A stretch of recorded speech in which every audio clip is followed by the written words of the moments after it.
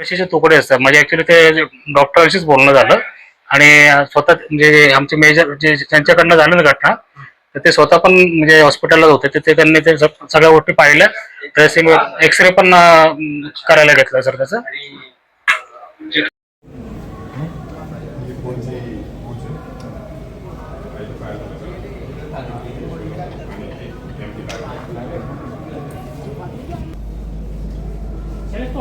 एकच मिनिट साहेब देऊन टाकतो तेवढं घेऊन टाका.